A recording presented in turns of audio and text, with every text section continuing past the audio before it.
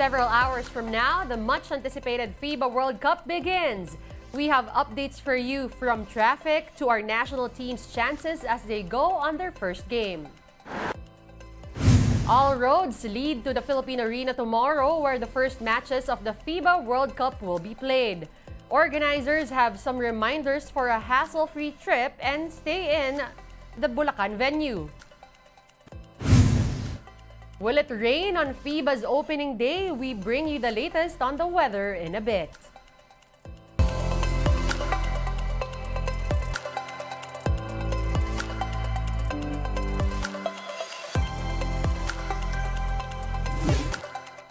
Fast, focused, and fearless, here's a roundup of stories we're watching now. I'm Denise Tan. The FIBA World Cup kicks off tomorrow. Traffic and toll road officials are preparing for the influx of motorists on roads around the Philippine Arena. Thousands of vehicles will ply the North Luzon Expressway or NLEX this Friday for the opening games in Bulacan. Aside from weekend vacationers and basketball fans, many more are expected on the road tomorrow, including media and security teams covering the World Cup. The tourism department is anticipating some 600,000 spectators catching the games live. The NLEX Corporation is reminding everyone that some access points to the Philippine Arena will be closed off, so better plan your trips this long weekend and heed the advice of these traffic authorities. Sana po mas maaga po silang magbakasyon. Huwag na po nilang antayin yung Friday. Maaring magbumiyahe na sila ng Huwebes ng hapon o gabi. Dahil po sa aming eksperyensya, kung magde-declare po kami ng suspension ng number coding, dumadami po ang sasakyan sa lansangan na nagki-create po ng traffic. Meantime, a basketball analyst and youth team assistant coach dubs the final Gilas lineup for the FIBA World Cup as one of the best Philippine teams ever. Here's the story. Gilas Pilipinas is all set for their campaign for the FIBA World Cup. Yesterday, the Samahang Basketball ng Pilipinas bare the team's roster for the Worlds, which will begin this Friday. Naturalized guard Jordan Clarkson headlines the Pinoy squad, which will be reinforced by national team veterans Junmar Fajardo and team captain Japeth Aguilar. This will be Abay and Japeth's third straight appearance in the World Cup. Also in the team are CJ Perez, Kiefer Ravena, and RR Pugoy, who all had seen action in 2019. A mix of old and new also comprises the lineup, as first-timers Scotty Thompson, Dwight Ramos, Jamie Malonzo, and Renza Bando are also included. Kai Soto and AJ Edu moved up the senior rank, having played in the national youth team as well. Basketball analyst and Batang Gilas assistant coach Enzo Flojo believes this roster is one of the best ever assembled in the country's history. Pinakamalapit na dito would be the 2014 World Cup team, where first time natin makita si Andre Blatch. No? That was a really strong team. Iba yung strengths nito eh. Balansyado rin to. But we're longer because of AJ, Japeth, and Kai all together. We have a more mature Junmar in the paint. Recall that Raj Cotorman, who coached the earliest editions of the Gilas program, is also impressed by the Gilas pool. He said the team's size, experience, and exposure to the international scene will all be helpful in Gilas' campaign. Even Aguilar, who had played for the national team since 2009, says the current team's talent is off the charts. He even compared it to the 2014 team, which brought the country's first FIBA victory in 4 decades. Totally different tong team na to. May samahan kami noong 2014. May samahan din naman kami ngayon. Pero talent-wise, I feel like mas talented yung mga guys ngayon. Flojo says Gilas' group mates, the Dominican Republic, Angola, and Italy are all tough, but he's confident of the team's chances. If we make under 7 threes, not gonna win. But if we make mga 10 and above, tapos wala tayong turnover masyado, I think we have a good chance to beat those two teams. And maybe even on a good day, we can stick and stay within striking distance even of Italy. Gilas opens its campaign against the Dominican Republic tomorrow, Friday, at the Philippine Arena in Bulacan. You can catch the game live here on Signal and the Pilipinas Live app. We may expect a rainy afternoon tomorrow in areas around the FIBA World Cup's venue, due to the southwest monsoon or the habagat. Aside from that, there's Tropical Depression Goring. As of 11 a.m. today, it was last spotted some 355 kilometers east-northeast of Calayan in Cagayan. Goring is packing winds of 55 kilometers per hour and gustiness of up to 70 kilometers per hour. Goring is expected to follow a looping track within the next 5 days. It may intensify into a tropical storm tonight or tomorrow and into a typhoon by Saturday. Goring's trough will bring scattered rains over the Cagayan and Cordillera regions in the next 24 hours. It will also enhance the southwest monsoon or habagat that could trigger downpours in some areas. These include the Visayas, Mimaropa, Bicol, the Zamboanga Peninsula, Northern Mindanao, and BARMM. The Metro Manila and the rest of the country will experience isolated rain showers. Still on the FIBA World Cup, Team USA assistant coach Eric Spoelstra is making the most of his stay here in the Philippines. Coach Spo held the Homecoming Hoops Clinic in Taguig featuring some NBA stars. Here's the story. Filipino-American coach Eric Spoelstra is doing his share in contributing to the furthering of basketball. The Miami Heat head coach headlined a basketball clinic hosted by USA Basketball in Taguig ahead of their FIBA World Cup campaign. Several NBA stars congregated in the event like Tyrese Halliburton, Anthony Edwards, and Mikal Bridges. There, they shared tips and tricks of the trade to young bucks aspiring to become basketball greats of their own. Featured in the clinic are several cagers from various high schools and colleges in Metro Manila. Spoelstra, who serves as Team USA's assistant coach, reminded them to never waste an opportunity to improve in the game they love.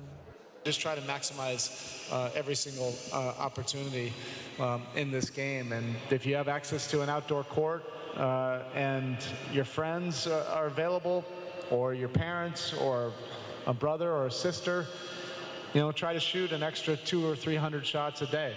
Every team always needs good shooters, and there's no shortcut to it. You have to work on it, spend extra time with it outside of practice, and then when you're in practice, maybe show up early, maybe ask one of your coaches to work with you, spend a little extra time. Spoelstra and the rest of Team USA's goal is to recapture the World Cup trophy after a drastic slide to 7th place in 2019. The film coach likes his team's chances despite basketball growing into more global sport with each day. We feel like we're ready, but we understand how challenging it is. These are the best countries in the world. It's truly become a global game. That's the beautiful thing about it. The game now is in every region of the world. The popularity is incredible.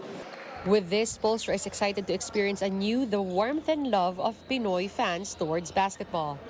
I've tried to explain it to everybody, but unless you actually come to Manila and really experience it, it's tough to articulate that.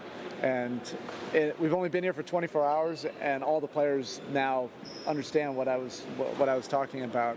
Coach Spo is also looking to catch a Gilas game or two while acknowledging his connection with Gilas assistant Tim Cone. Cone had been part of the Heat's Summer League coaching staff back in 2022. He also hopes to meet the Philippines' chief tactician, Chot Reyes. I haven't seen a whole lot of them, but I'm looking forward to watching them play and watching them compete these next couple weeks. Team USA opens its World Cup campaign in Group C against New Zealand at the Mall of Asia Arena. We're bringing you more stories after this quick break. Keep it here on One News.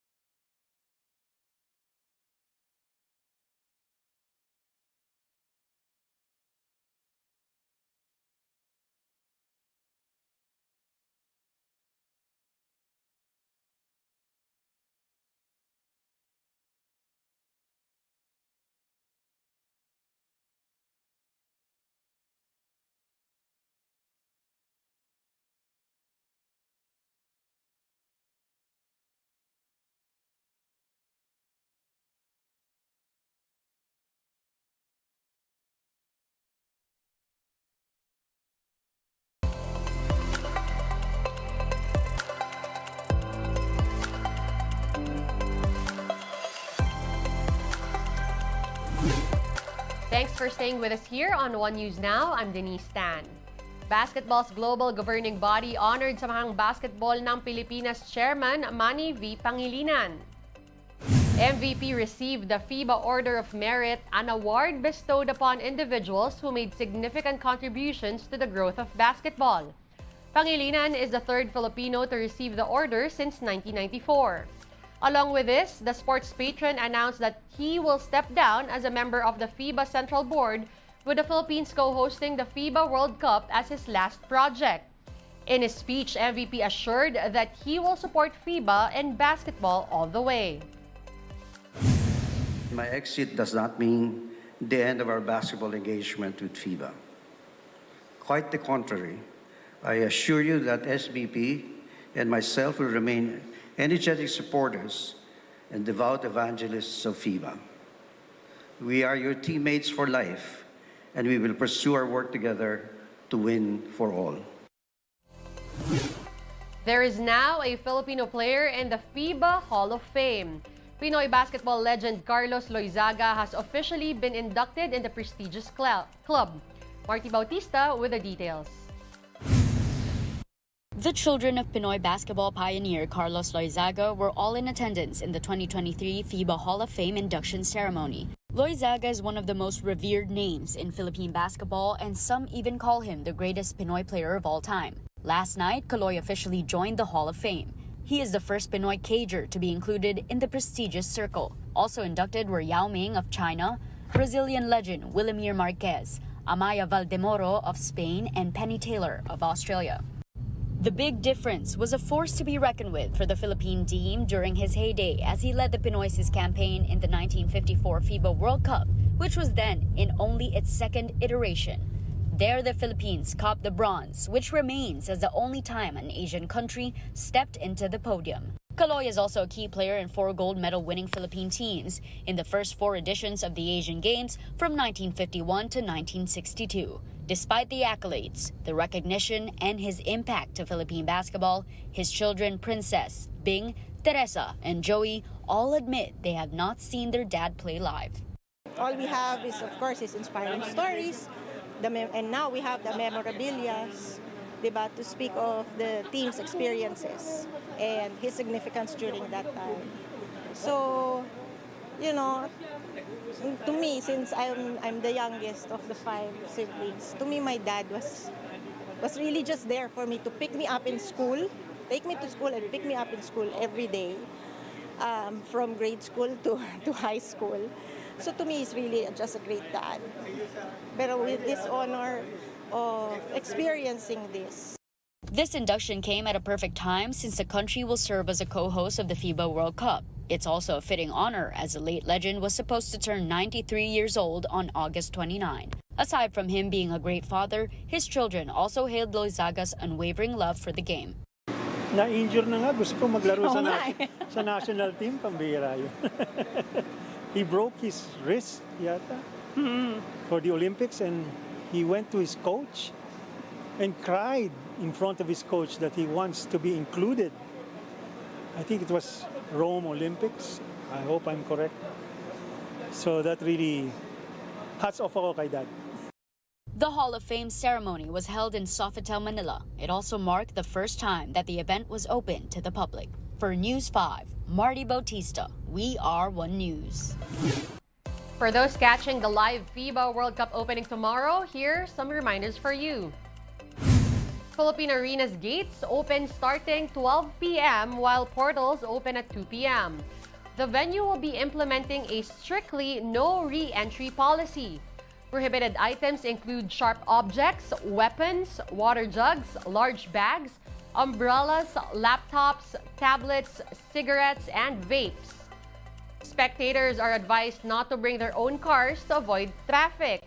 Instead, there will be free P2P buses which are available in 12 pickup points all over Metro Manila. FIBA game attendees only need to present their opening game ticket, whether it is an e-ticket or a physical one. And tomorrow's the day the FIBA World Cup kicks off on August 25th. So support Gilas, support Team Pilipinas, watch and buy tickets to the biggest sports event of the year. Meantime, One News Now will be back tomorrow at 7:30 a.m. I'm Denise Tan. We are One News, all sides, all the time.